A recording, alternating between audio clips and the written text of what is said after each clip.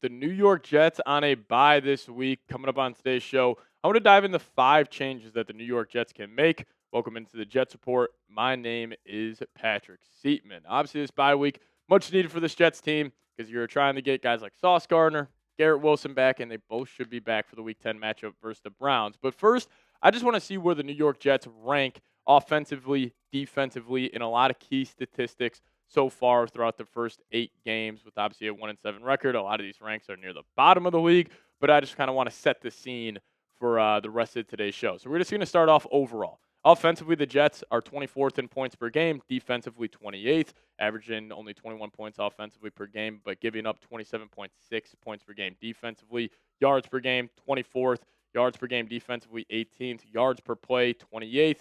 Yards per play defensively, 21st. Now, third downs, Jets have actually been pretty solid on third downs defensively, but the touchdowns per game, pretty much tell the story. You're giving up 3 touchdowns a game, and you're only scoring 2 touchdowns per game. But in the trenches has definitely been a problem defensively, but offensively, the Jets have been pretty good. They're one of the best rushing teams in the National Football League.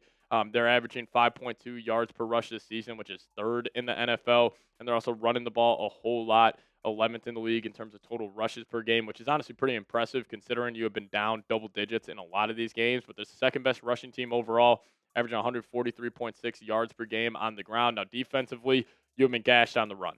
You're giving up 135.8 yards per game. Now, obviously, kind of skewed since you have been down in a lot of these games. That's also why teams' rushing play percentage is almost at 50%, which is 30th in the league. So that's definitely been a issue. Now, offensively, throwing the ball has been the major issue. Their QB sack percentage is the worst in the National Football League, getting sacked on 11.57% of their dropbacks. And then also defensively, even though, the pass play percentage, you're only giving up, our teams are only throwing the ball 50% of the time.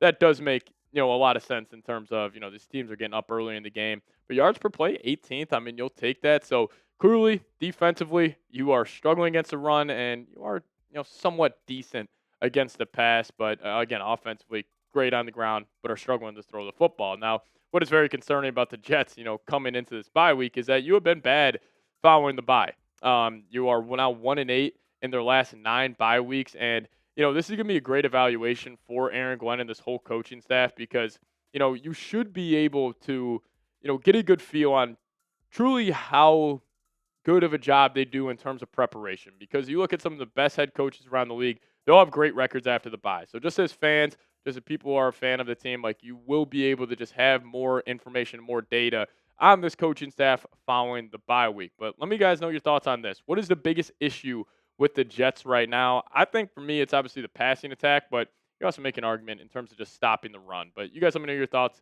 What is the biggest issue with the Jets right now? Now, some bye week changes I'm going to make. We're going to start off offensively here, and we're going to start off with the quarterback and Tanner Engstrand. Now, I want them to start rolling Justin Fields out more. I thought they did a fantastic job against the Cincinnati Bengals of using Justin Fields and his legs on early downs. Like we finally started to see QB power to the left, QB power to the right, instead of asking Fields to just consistently hit a 4-yard out, which is something he obviously struggles with. They just use him with his legs as another version of a run game to go pick up 4 yards, 5 yards on first down to stay ahead of the sticks. And listen, Fields looked a lot better against the Bengals, and I think a big reason for that was just because he was on the move more. They're rolling out the pocket, not just asking him to sit in the pocket like an old school Tom Brady, Jared Goff, statuesque quarterback, which obviously is not his strong suit. So kind of lean more into his strengths, try to mask his weaknesses a lot more. I think that would be something that honestly I expect them to do that because it was so successful against the Bengals. Get Fields out of the pocket, use his legs a whole lot more, and hopefully this offense can continue building off of what they did against the Cincinnati Bengals, which was a masterclass, going for over 500 yards. And another bye week change here is you just got to develop the rookies more because even though we're all excited after that big time win against the Cincinnati Bengals, the season is done. You're not going to be making the playoffs, so this really comes down to just developing the young guys, and defensively, 2 guys in the secondary, keep getting them more reps. Like we saw A.Z. Thomas this past week, him get a lot of reps. I actually thought he did a really good job of just fighting, going against Jamar Chase, T. Higgins, one of the best wide receiver duos in the league. And Malachi Moore has struggled this season, but again, that safety position, it takes a lot of time to develop, and he is also just a 4th-round pick. So it's kind of insane that he's already just thrown into the starting lineup. But these two got to keep getting reps defensively. And then the 2 guys offensively, Arian Smith and Mason Taylor, you just got to give them the ball more. Because obviously you're going to naturally develop, being in the NFL weight room and is consistently practicing throughout the week. But you get your most development when you get the football, and especially a guy like Arian Smith.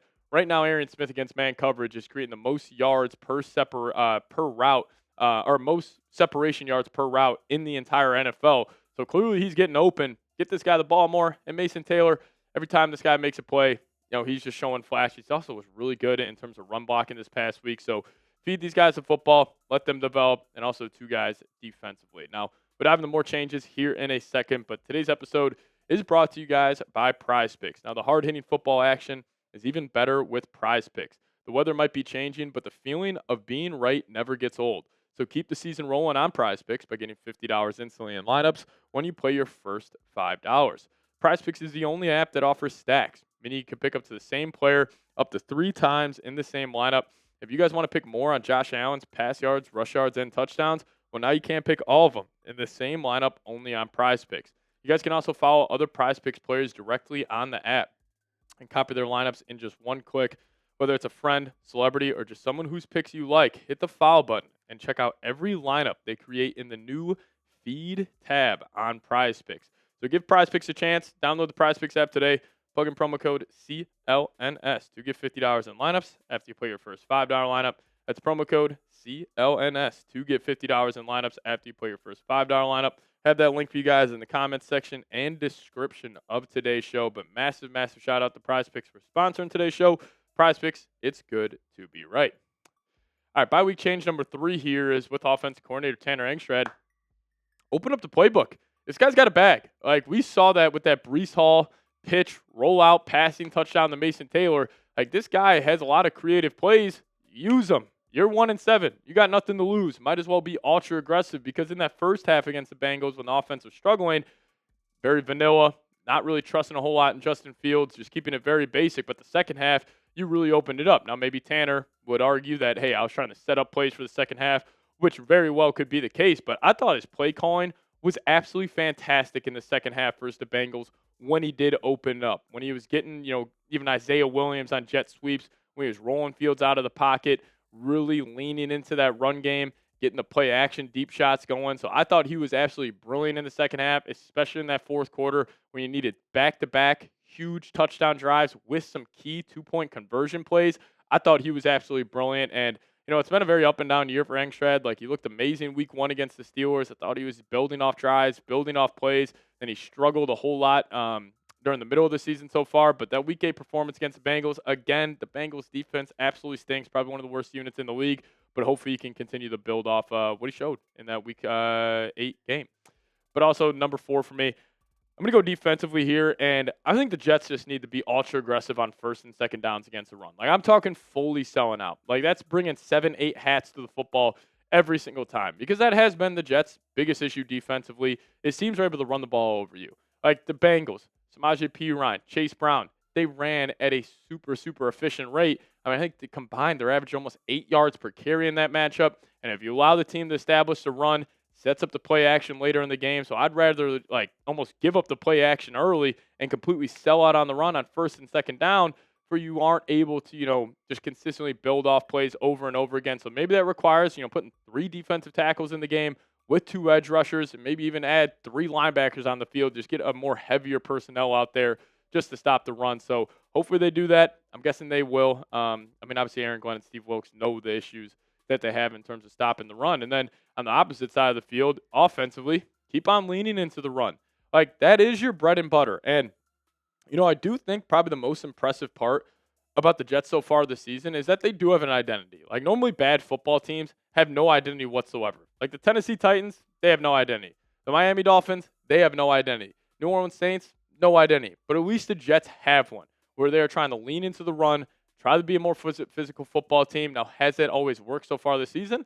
Absolutely not. But if they just consistently keep doing it, consistently keep grinding those days, grinding those practices of being that true powerhouse running team, which obviously Aaron Glenn and Tanner Engstrad saw how important that is in Detroit, being a physical football team, but also being explosive offense on the ground. Like, there is an advantage to that. And Glenn said that after the game. Like, we know who we are. We have that identity, and that is leaning on Breece Hall, leaning on Isaiah Davis, and leaning on your pretty damn good offensive line.